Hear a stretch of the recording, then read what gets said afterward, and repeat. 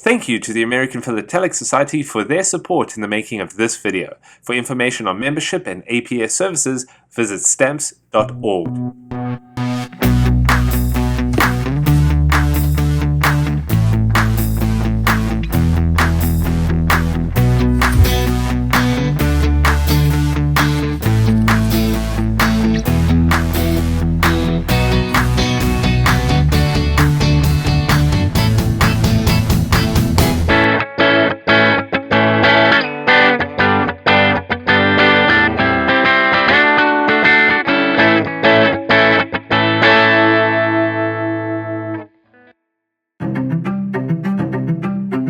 It's a stamp from the Netherlands that will start the discussion for the final episode of the season. It's a small definitive measuring 26 by 22 millimeters and features a scene of windmills with some grazing cows in a polder, land that has been reclaimed from a body of water. As mentioned, this is a Dutch stamp, as we can see Nederland or the Netherlands at the bottom, and it is a used stamp that has a very clear postmark. S3E20, which is likely to be The Hague, as its official Dutch name is Schravenhage, a city located on the North Sea coast of the western Netherlands. But I am also aware of the town Schravenzonde, which is a short distance from The Hague, so it might have been sent from there instead. There are other letters as part of the cancel, but not enough to make out the message. And a year, 1960, well, not enough. But the stamp was issued in 1962, which kinda narrows it down a bit, I suppose. The face value was 6 cents of the Dutch guilder. The Netherlands is a country in northwestern Europe that borders Germany, Belgium, and the North Sea. It's actually part of the Kingdom of the Netherlands, which comprises of the Netherlands, along with some Caribbean nations, including St. Martin, Curacao, and Aruba, which, if you recall, we went there earlier this season.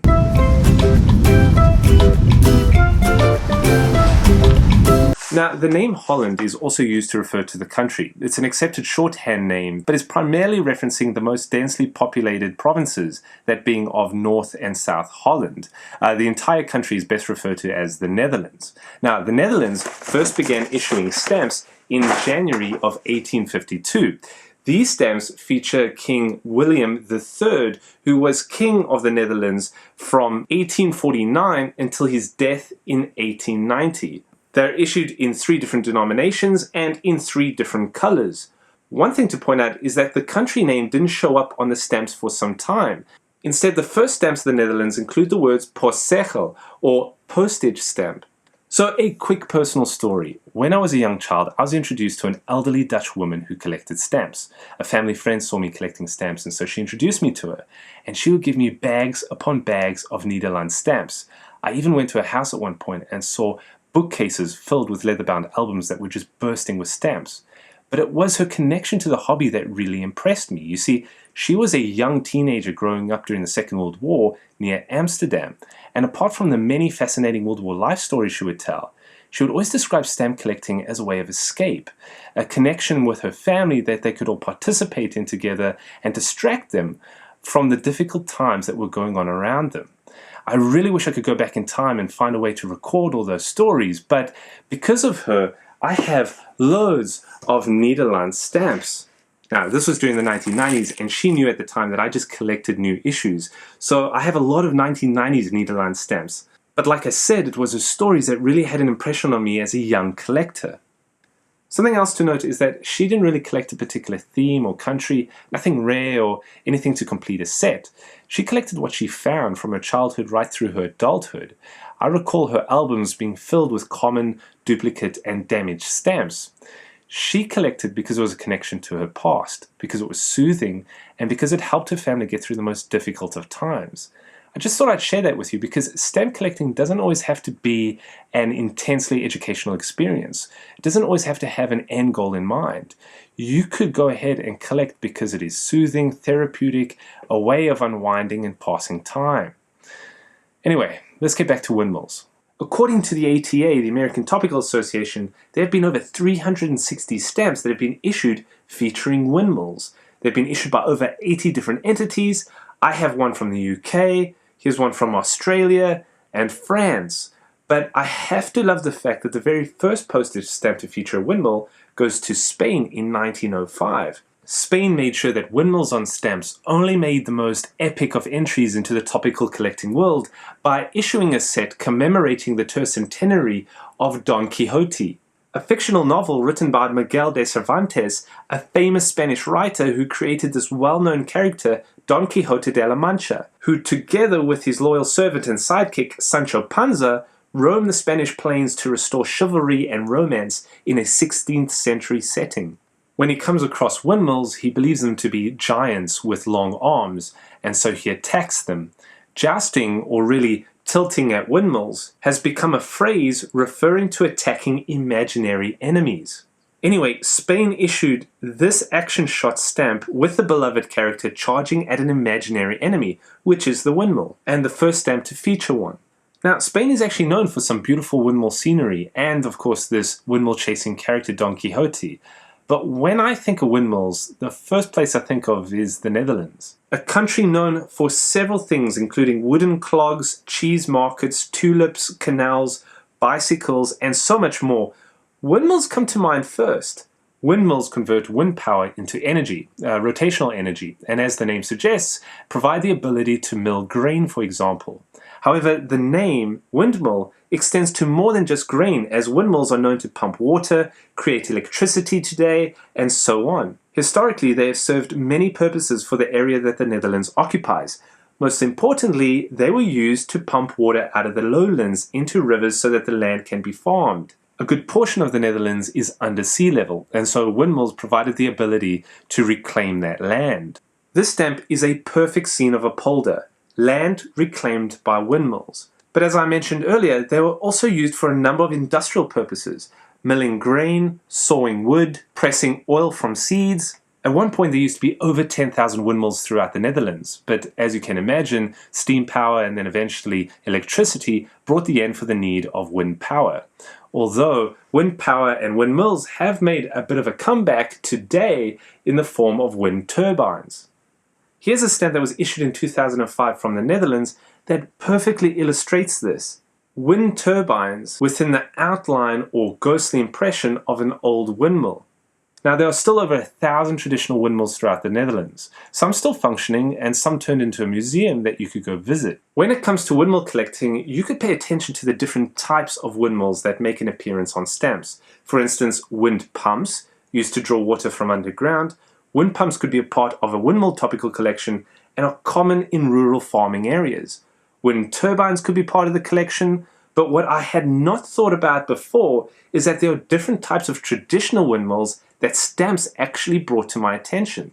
This US set features different windmills from different states, each appearing to be a very different style.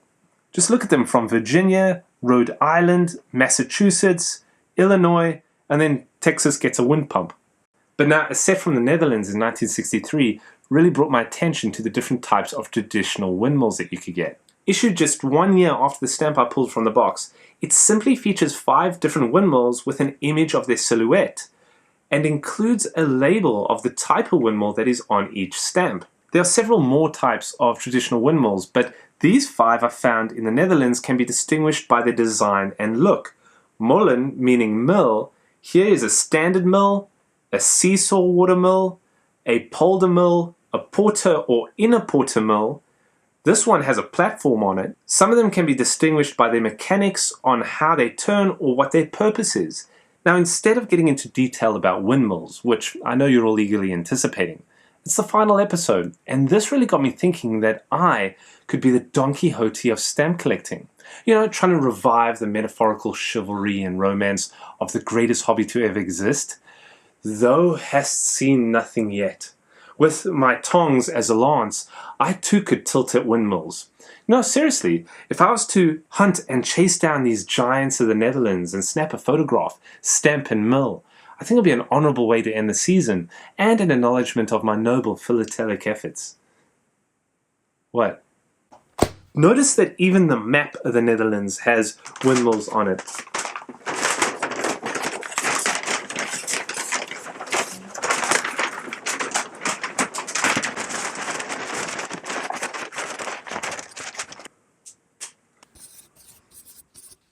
Okay, I think I've mapped out a location where an example of each of those windmills can be found. So let's go hunt giants.